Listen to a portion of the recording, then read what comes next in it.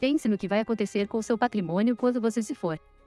Vai ser dividido entre os filhos durante o inventário? Os herdeiros que se virem? Duvido que você não esteja nem aí para quando você não estiver mais aqui. Já está doado em vida para os filhos? Vão obedecer ao eventual testamento? Se você respondeu sim a pelo menos uma destas perguntas, então, sugiro que pare e reflita. Isso é extremamente grave. Saiba que em qualquer um destes casos, o inventário pode gerar uma enorme perda patrimonial. Mas a maioria das famílias só descobre isso quando é tarde demais. Assista com atenção e divulgue para o máximo de pessoas que você puder. Vou te explicar por quê. Olá, eu sou a Júlia, assistente virtual do Dr. Carlos Ferreira, um especialista em sistema de planejamento patrimonial da família. Você sabia que de 20 a 40% do seu patrimônio podem ser desidratados pelo inventário? Saiba também que doação de bens em vida, testamento ou até mesmo seguro de vida podem comprometer o seu suado patrimônio. Na doação de bens em vida, por exemplo, além de você pagar altos impostos, você não tem chances de recuperar o que já doou, caso precise ter de volta. E atenção! O que você doou para seus filhos se comunica com o regime de bens do casamento deles. Logo, genros e noras também passam a ser donos. Você tem certeza de que o relacionamento familiar de hoje será o mesmo de amanhã?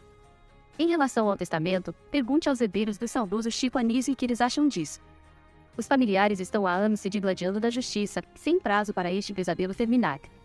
Há diversas famílias de celebridades padecendo do mesmo mal, tais como os herdeiros do apresentador Gugu Liberato, da cantora Marília Mendonça e, mais recentemente, os herdeiros do Rei Pelé. Infelizmente, tal como estes famosos, muitos ignoraram ou procrastinaram em aderir a algo melhor e muito mais barato do que o inventário. E alguns herdeiros até morrem de tristeza, angústia, depressão ou mágoa. Muitas vezes decorrentes dos inúmeros transtornos típicos deste procedimento tão nocivo à família brasileira. Enquanto isso, muitos bens estão se deteriorando. E as dívidas das famílias aumentando. Sobre o seguro de vida, faz sentido você ter um seguro para custear despesas de inventário? E se ao invés disso a sua família pudesse aproveitar integralmente este valor com coisas mais prazerosas? Vamos lembrar que na pandemia, muitos se foram sem deixar um planejamento sucessório adequado. Milhares de famílias descobriram tardiamente os altíssimos custos do inventário e muitas delas ainda nem o abriram, justamente por conta destes exorbitantes custos. Alguns filhos pensam que é só vender um dos bens para pagar as despesas com o inventário.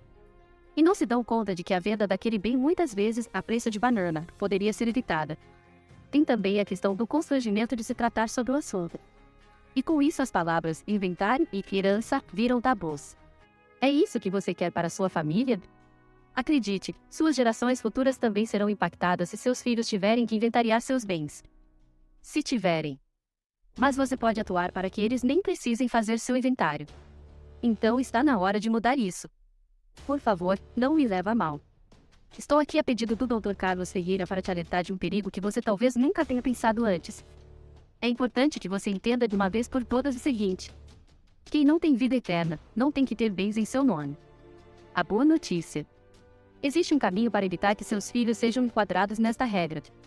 Este caminho é um sistema de planejamento patrimonial da família do qual a holding familiar faz parte. Como se faz isso? Simples, por meio de uma empresa que não faz absolutamente nada. Como assim? Ela não vai apertar um parafuso, ela não vai bater um prego. Ela vai apenas guardar o patrimônio da família, já que ela está autorizada pela lei a existir sem fazer nada. Os bens saem do CPF, pessoa física, e vão para o CNPJ, pessoa jurídica, da empresa. Essa empresa funciona como se fosse um cofre. Você vai pegar aquele seu imóvel, por exemplo, vai colocar dentro do cofre, que na verdade é uma empresa. A partir de então, o dono do imóvel é o cofre e não mais o ser humano. Mas veja, o ser humano é também o dono do cofre, e é com ele que fica a chave. E aí, o detentor da chave do cofre vai botar a chave do cofre em nome de seus filhos, mas de maneira virtual, meramente burocrática, administrativamente. Ou seja, os pais, uma vez integralizado o capital social da empresa com os seus bens, transformam esses bens em cotas e doam as cotas referentes a esses bens aos filhos, que então passam a ser donos dos bens. Mas só administrativamente, porque o uso dos bens ainda é dos pais, enquanto eles viverem. Desta forma, os donos do cofre continuam tendo absoluto controle, repito, absoluto controle do imóvel ou de qualquer bem que eles tenham colocado dentro daquele cofre. Detalhe: o sistema permite que se defina em vida qual herdeiro fica com o quê. Isso evita conflitos familiares, e às vezes leva até a morte. Resumindo, os bens agora são dos filhos, mas a chave do cofre fica com os pais. Os pais podem inclusive alugar ou até mesmo vender os bens, sem darem satisfações a herdeiro nenhum. A diferença é que o dia em que o dono ou os donos do cofre não estiverem mais aqui, os filhos se tornam titulares da chave do cofre. É estabelecido um sistema de gatilho que fica esquematizado para que no momento de falecimento do dono ou dos donos do cofre, esse gatilho seja disparado. E esse gatilho tem a propriedade de se disparar na hora adequada, que é o momento em que os titulares da herança, ou seja, os pais, falecem. Ele não dispara antes desse momento justamente para que os pais possam usufruir dos bens enquanto viverem. Ele só dispara quando os pais se forem e é a partir daí que ele beneficia os herdeiros porque esses herdeiros passam automaticamente a ter o domínio efetivo dos bens. Com isso, os filhos que já tinham a propriedade, lembra que a chave do cofre já estava em nome deles? Passam também a ter a posse dos bens, que até então era só dos pais. E tudo isso sem precisar de juiz, de advogado, de certidão de bens. Mas isso tem custo? Lógico que tem. Mas é um custo muito, mas muito menor do que o inventário. Na verdade, este sistema tem uma economia tributária impressionante. Então, para essa tal de holding, tem que ter uma empresa? Se tem empresa, tem que ter contabilidade? Sim. Mas como é uma empresa que vai apenas guardar o acervo patrimonial da família, os testes contábeis são bem mais em conta do que os de uma empresa normal. Além disso, os benefícios econômicos decorrentes da holding superam em muitos custos com a contabilidade. Mas, será que é legal mesmo? Na Constituição da holding, ela tem que ser registrada em órgãos públicos e são usadas supletivamente as regras da lei das sociedades anônimas. Como saber se vale a pena?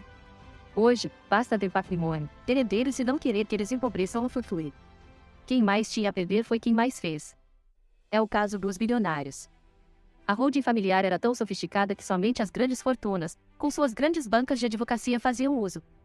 Mas, com a tecnologia da internet e a desburocratização promovida pela Lei da Liberdade Econômica, agora este sistema ficou acessível a milhões de brasileiros. Hoje, não precisa mais ser milionário para se ter acesso a este sistema. A licitude deste sistema permitiu que Renata Camargo, herdeira dos donos da Camargo Correia, apesar das investigações da Operação Lava Jato, adquirisse de forma lícita um apartamento nos Estados Unidos. Isso porque aquele dinheiro já fazia parte do acervo patrimonial da família e não pôde ser objeto das investigações. Portanto, a holding familiar protege a família contra reveses financeiros. E como ficam as famílias que já têm empresas? Estas precisam urgentemente constituírem uma holding familiar, até para a proteção do acervo patrimonial, tal como ocorreu com a família Camargo Correia. Além disso, elas podem usufruir de economia tributária. Como aderir a este sistema? Em nosso escritório, a adesão se dá através de uma sessão de viabilidade. É uma reunião online entre o Dr. Carlos Ferreira e o cliente, junto com seus familiares se o cliente preferir. Nesta sessão, que dura cerca de 2 horas, o Dr. Carlos avalia a escritura familiar e patrimonial e no fim da sessão ele é capaz de definir pela viabilidade ou não da holding familiar. Você não precisa ser bilionário para evitar o endividamento. Só isso? Não. Sendo viável a holding, a família decide se quer ou não contratar a segunda etapa, que é o croquis estrutural. É uma planta baixa do patrimônio familiar onde o Dr. Carlos detalhará, com base na documentação recebida após a sessão de viabilidade, todos os custos de execução da holding. Nesta fase, há uma reunião de devolutiva para apresentação do croquis, onde alguns modelos de constituição de holding são apresentados para avaliação do cliente. E como fica a exibição? Na apresentação do croquis estrutural, uma vez ciente de todos os custos da constituição da holding, o cliente decide se quer ou não partir para a terceira e última etapa, que é a execução da holding. Por que a gente não conhece muitos advogados que lidam com holding familiar? Porque no Brasil, atualmente há cerca de apenas 5.000 advogados que conhecem o assunto e boa parte deles pertencem ao time Holding Brasil, ao qual o Dr. Carlos é associado e que reúne o maior coletivo de profissionais deste tema no país. Nossos serviços são cobrados por hora trabalhada e não pelo valor do seu patrimônio, afinal, a gente não estava lá com você enquanto você labutava. E todos os custos são demonstrados durante a apresentação do croquis estrutural, antes de você precisar decidir se deseja ou não partir para a fase da execução. Se a holding é tão boa assim, por que a maioria das pessoas ainda faz inventários? Por desconhecimento ou procrastinação. E a propósito da procrastinação, há uma informação importante. As chances de o imposto sobre herança aumentar são altíssimas, já que este imposto é baixo no Brasil, se comparado com outros países. Veja este quadro comparativo. Se 8%, que por enquanto é a alíquota máxima no Brasil, já devora boa parte do patrimônio familiar, imagine quando ele aumentar. E mais, sabia que o limite do imposto sobre herança tende a aumentar de 8% para mais de 20%? Os políticos costumam alegar que o imposto sobre herança no Brasil só penaliza os ricos, mas na verdade os ricos se protegem deste imposto fazendo holding familiar. É isso que antigamente só os bilionários faziam, mas hoje em dia isso está também ao seu alcance. Agora que você não está mais entre os que desconhecem que existe a holding familiar, resta saber se você é um procrastinador ou um resolvedor. Quer saber mais?